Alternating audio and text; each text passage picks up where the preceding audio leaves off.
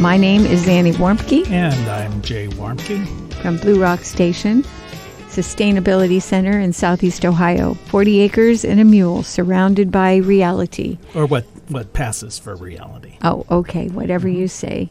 So, what is reality, Jay? All right. Well, I don't know. I guess reality is ever changing. We're facing an era of time that's changing dramatically right now. What we like to talk about at Blue Rock Station is that we are coming to the end of the age of fossil fuels. And I think most people don't really realize it, and it's largely because they're too close to it. You know, I think about 100 years ago when we transitioned from the horse and buggy to the automobile, and people would never have believed at that moment if you had asked them. They say, okay, that automobile that's over there is about to change the world, not only how you get around, but also the structure of society, the structure of our cities. And it's because they would have a lot of reasons why it wouldn't work. You know, there are no roads. There's no way to fuel it. Horses and buggies have been around for thousands, tens of thousands of years. And this is a rich man's toy that doesn't work very well. And yet we know in retrospect that was the moment about 100 years ago when we changed dramatically. And we're in that same position right now with the age of fossil fuels coming to an end. And it's the end of the world as we know it. Thank God. Thank God. That's right. Mm-hmm. And really, it's the end of the world as we know it since World War II. Our society, we always think that these things have lasted forever, but the society that we're used to and that we've been living in has really been a post-World War II society. I like to think about, like, my mother. She was born in 1929. Well, 1932 was the first year that a barrel of oil was produced in Saudi Arabia. So if you think about it, in my mother's lifetime, and she's still alive, living in Florida, half of all of the fossil fuels that have ever existed on this planet have been consumed just in one person's lifetime, and that is just simply not a sustainable thing. So what you're telling me is that we are entering an age of renewable energy, and you are arguing this point? Is that what you're doing? Well, there's not a whole lot to argue. I mean, it's a reality. I mean, I'm right, and anyone who says differently is wrong. I mean, that's I've noticed that. Well, you can take that as a truism. So. Well, I think it's interesting when we think about, where we've come from. This is just my shtick anyway, is that women in the beginning of the automobile industry, women were the deciders. They had electric vehicles in the very beginning, and but nobody was going to have two vehicles. So what happened? What's the story on that? Why didn't we get to have electric vehicles from that point? Right. Well, there's that semi-famous movie of not too long ago, Who Killed the Electric Car? And it was really talking about the round of electric vehicles in the 1970s, but the electric car had been killed off earlier. In fact, the very first electric vehicles around 1900s in that decade, the majority of the cars that were out on the road were electric, and they had a lot of advantages. And the problem that they really ran into is that they were marketed towards women, for many reasons. They're easy to start. They were safe. They were reliable. All of the same advantages electric cars have today. But of course, the men in that age were going to be the decision makers, and so when they began to market the vehicles, the internal combustion engine as a male kind of macho vehicle, then of course the women had to step aside. But famously, Henry Ford's wife refused to ride in a car that was not electric. In fact, she said she was not going to ride around sitting on top of a bomb, which obviously you fill a tank full of gasoline and that's what you've got. Well, the reality is, at the end of the day, it didn't matter if women didn't want it or did want it, because the deciders were much more focused on things like the fossil fuel industry and promoting that, and not electricity. So right now, one of the things that we're dealing with, I think, in our culture, especially here in Southeast Ohio, is that we are at the end of the fossil fuel age, even though some of us don't want to admit that. And we like to blame the government or say it's just a matter of the president changing his mind about who's going to provide energy to us. But in reality, everything points to it's ended, and we're just waiting for it to be identified by the major corporations and so forth. But when we talk about the end of coal and gas and oil, we're not really saying it's all going to go away, are we? We're saying it's going to just be diminished. Right. Well, to get back to your first point, we did see that rather dramatically in the last presidential election, and even a little before that, where you saw the billboards and the yard signs saying "Stop Obama's war on coal," as if a president can have a war on a fossil fuel and be very successful with it. And of course, President Trump with his let's make coal great again, beautiful. No, I think that's America. Oh, okay. Beautiful, clean coal. Beautiful, clean coal. And the sad reality is that in Appalachia anyway, coal is past its prime. I mean, it is a industry in decline, and all of the wishing and hoping is not going to change that.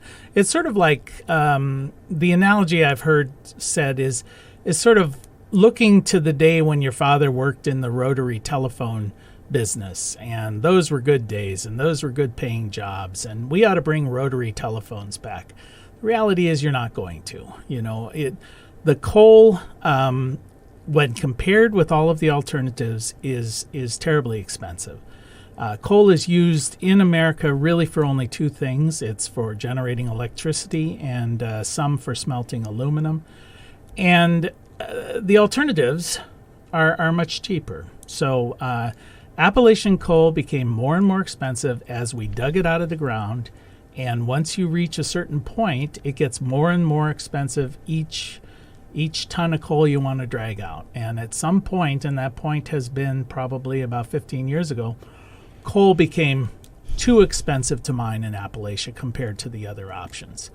Today, coal is about 3 times as expensive as solar, as wind, and as natural gas. So really nobody is building a new coal power plant for purely economic reasons. But I just want to say that we still need rotary phones, because if there's no electricity, we have no way to call each other. And it's true that a lot of the phone companies have come and taken away their equipment, but there are still a lot of people who don't have access to broadband, and they don't have access to for their mobile phones to reach emergency numbers. So I still think there's going to be a need for coal. I still think there's going to be a need for gas and oil, but it's going to be really, really minuscule. Well, comparatively. In fact, I think if you look at it, you say, at some future date, people are going to look back and say, you mean we really burned this stuff? We dug it out of the ground and we burned it for heat. Well, we also blew mountains up and destroyed villages and towns and schools, and we didn't care. Now you're getting picky, I mean, I'm not getting picky. I mean it. It's disgusting. No, what happens in any industry, and what you bring up mountaintop removal, and we have hydraulic fracking with natural gas. The industry likes to call those enhanced extraction techniques. What they really are, I mean, I like to refer to them as technologies of desperation. Whenever an industry is in decline, it's reaching its golden years, so to speak. It's just about ready to be non-competitive. You can come up with an enhanced extraction technique that will extend the life of that industry, typically by about 1.5 years, about 18 months. Mountaintop removal was an enhanced extraction technique. It was too expensive to mine it under traditional ways, and so let's just blow up a mountain and pick up the pieces. And it's a very efficient and effective way of mining. Doesn't do much for the environment, doesn't do much for the people who live around it, and of course the people who do this usually don't play nice in the sandbox. They blow up the mountain, they take the money, and then they go away. We see this with the fracking as well. This is another enhanced extraction technique. It has a limited shelf life. It's kind of an industrialization of that and of the extraction, and it'll go away just because natural gas is a declining resource, and none of these resources go away totally. It's not like we dig up everything in the ground because it gets more and more expensive. What you have to do is look at it in comparison with what are the alternatives, and when the alternatives are cheaper, you start replacing your go-to with something that is less expensive, such as in the case of fossil fuels. The environment is really focused only on wind, solar, and natural gas. Those are the only three fossil fuels that are players. Nuclear energy, for all purposes, is dead.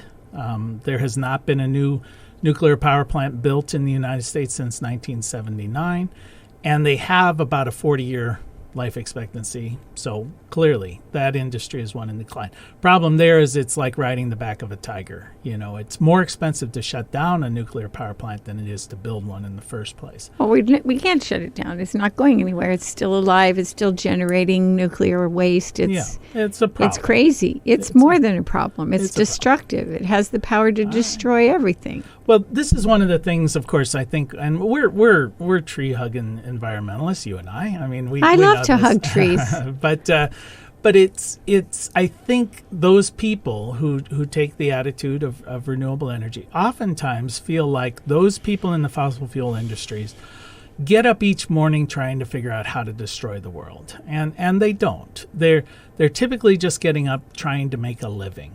But what we in the renewable energy industry need to really focus on is the fact that now we're in the process of transition to a renewable energy nation. More people, if not already today, in the next year or two, will be working in the renewable energy industry than in the fossil fuel industry.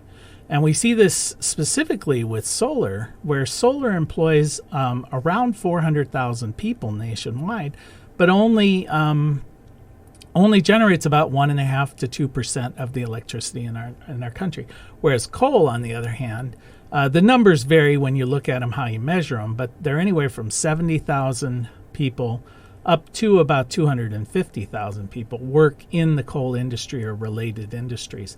Yet they currently generate about 33% of the electricity. So if you're really worried about jobs, if you're worried about local economy, if you're worried about the long-term future of the economic development of this nation, renewable energy is the way to go. Fossil fuels, they've had their day and they've done a lot of good things for this nation, but time to move on. Time to buy yourself a mobile phone. Get rid of that rotary dial thing.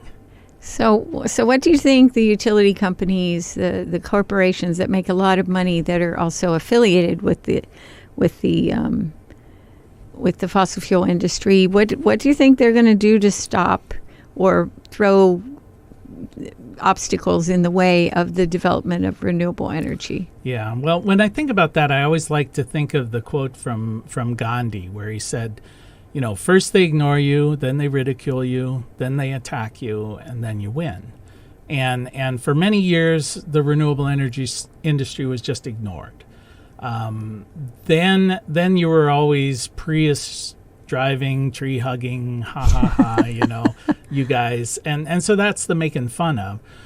Well, now we're in the let's attack because it's real money and it's affecting utilities, it's affecting some of the fossil fuel industries.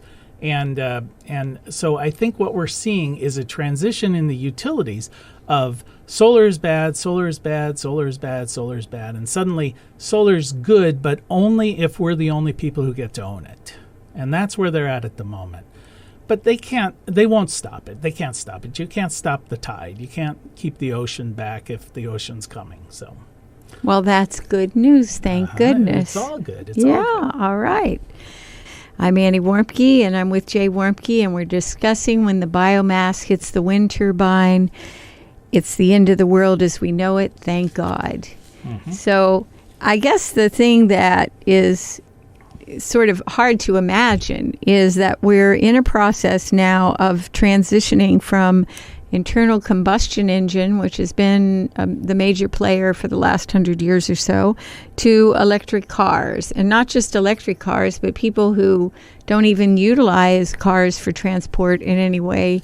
I was just talking with our granddaughter last night, where we were discussing the reason that she's decided that she's going to be 25 and she doesn't care about having a driver's license.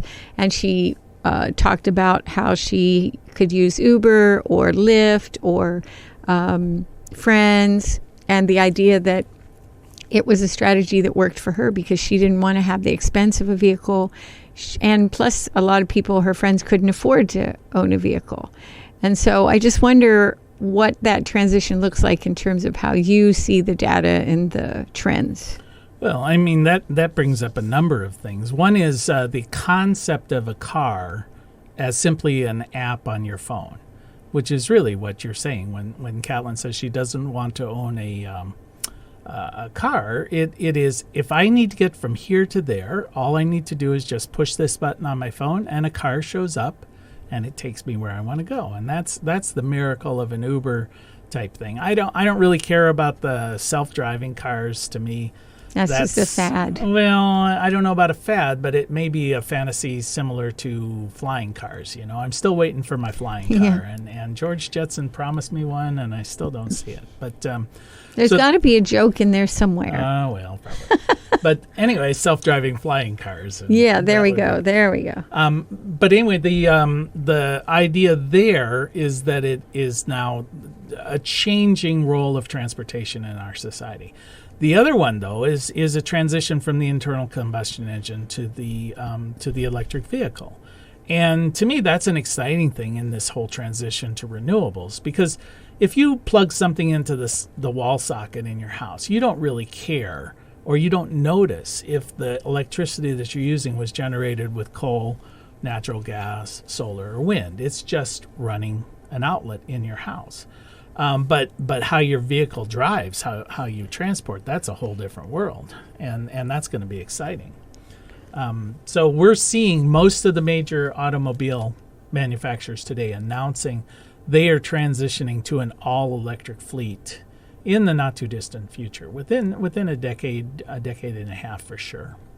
So where's all that electricity going to come from that we're going to have for our cars to regenerate our cars and run our homes? Where is all that going to come from? Well, electricity is energy in the future is not a problem. In fact, I like to say that of all the things that exist on this planet, the one thing that comes from off of this planet is energy. And NASA did a study, and they showed that all of the fossil fuels that have ever existed on the planet, all the coal, natural gas, oil, is the energy equivalent of 3 days of sunlight. And so 3 days, meaning since the beginning of time.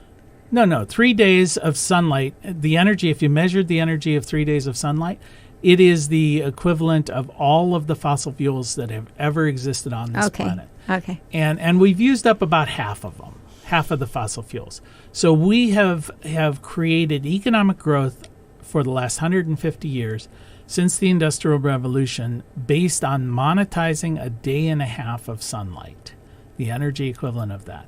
So now that we're beginning to monetize actual sunlight, its energy is almost unlimited.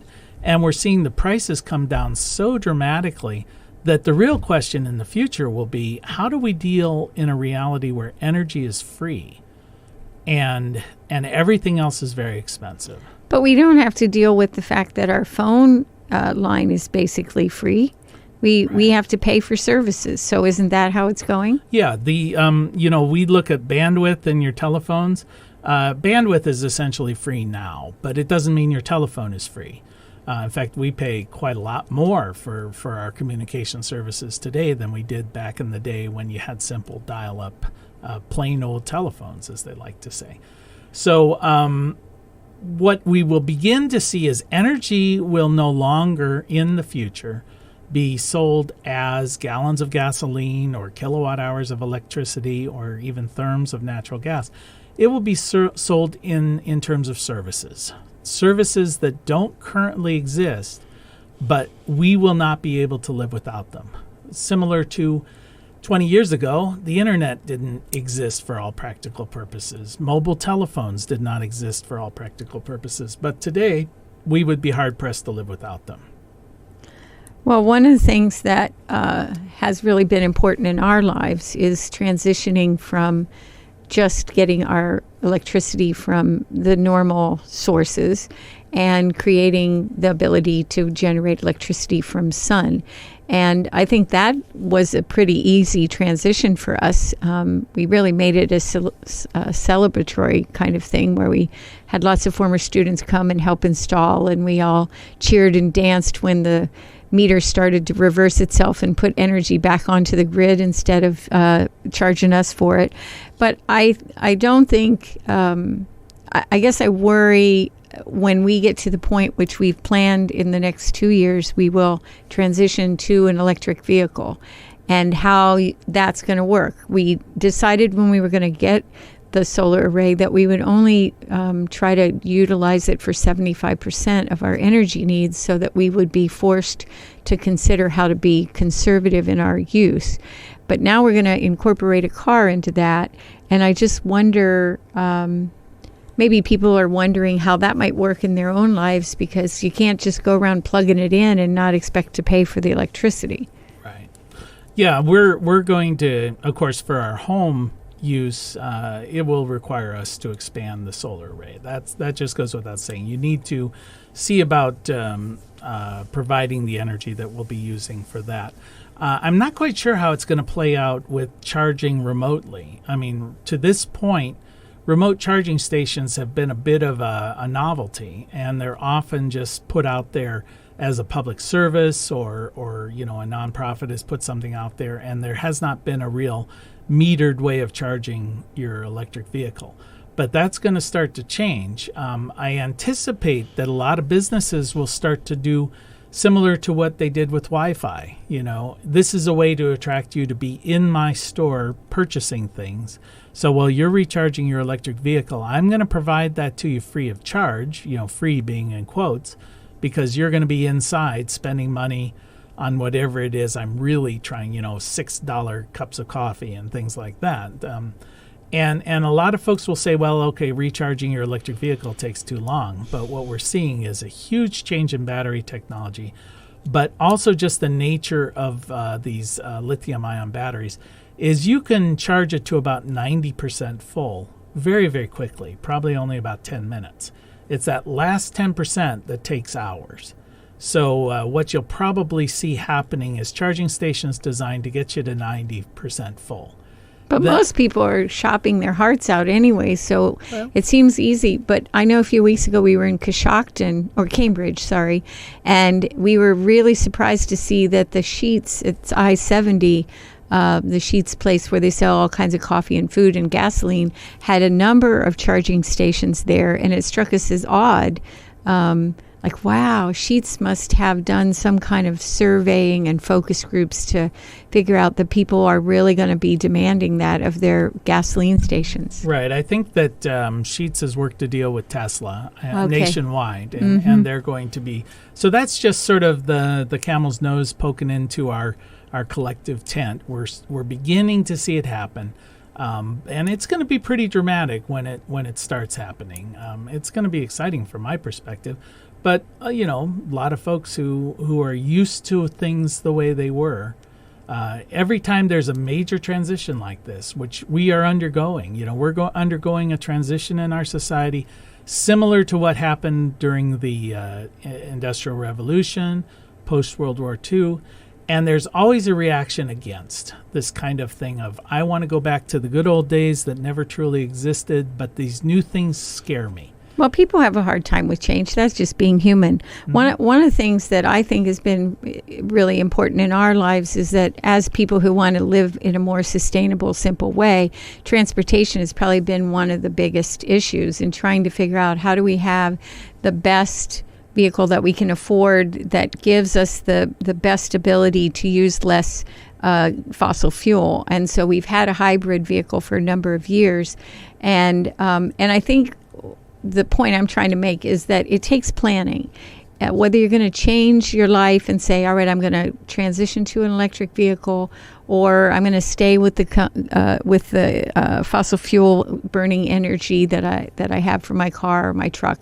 And just to say, all right, just ask yourself the question, what would it really take for me to transition? What would be involved, and what would I have to give up? What would I gain by changing my vehicle? Because lots of people are driving very expensive vehicles, particularly huge trucks that cost starting at $50,000. And so they're not going to want to say, all right, next year I'm going to go lease myself or buy myself a vehicle. Also, the government is looking more, I know through Farm Service Agency and the USDA, they're looking more at electric vehicles. So there's a lot of things that are going to support those of us who maybe want to do some planning and want to make the transition, but do it in a way that's a lot more sustainable. Mm-hmm. I think we're going to see some help with that with groups like Tesla and even Sheetz. They want us to shop and buy things there. They're going to help us understand why we ought to be driving that electric vehicle and charging it with them. Well, the world is going to change. You know, you can embrace that change and welcome the change, or you can be like me with my mobile telephone, and I hate everything about it, and I would just assume that they all went away. So, this is just going to be our reality in the coming days, that we're going through a transition. Some people will adapt well and embrace that. Other people are going to be frustrated by it, and they're going to fight against it. So we'll all go out and buy horse and buggies and drive Scoop around. poop. Yeah, be soil farmers. That's right. All right. That sounds good to me. There's a place for it. Yeah. Well, I think it's interesting times, and the one thing that I would like to add is that everything we're talking about, there's a lot of transition already happening, and sometimes it feels very disruptive. But there's a lot of opportunity coming. And so just in the last few seconds we have, I was wondering if you might share just some ideas you have about what's going to happen 100 years from now. What are we going to look back? You and I'll be dead, but we might be watching from the cheap seats. So what will that be? Oh, gosh, that's a big question. I mean, well, obviously, people tend to overstate what's going to happen in the long term and understate what's going to happen in the short term. So, I think we're going to find ourselves living in a world that's not that much different, struggling, sitting around saying kids these days are no damn good. They don't understand, and they're all staring at their virtual reality box and not connected to the universe that we have grown to love. So, everything stays the same and everything changes. That's right. That's life. The one constant is change. You've been listening to When the Biomass Hits the Wind Turbine with Annie and Jay Warmke from Blue Rock Station. As my grandmother used to say, the secret to happiness is to play nice with others, clean up your mess, and eat your vegetables. Till next time. Mother Earth will sing, and her children will be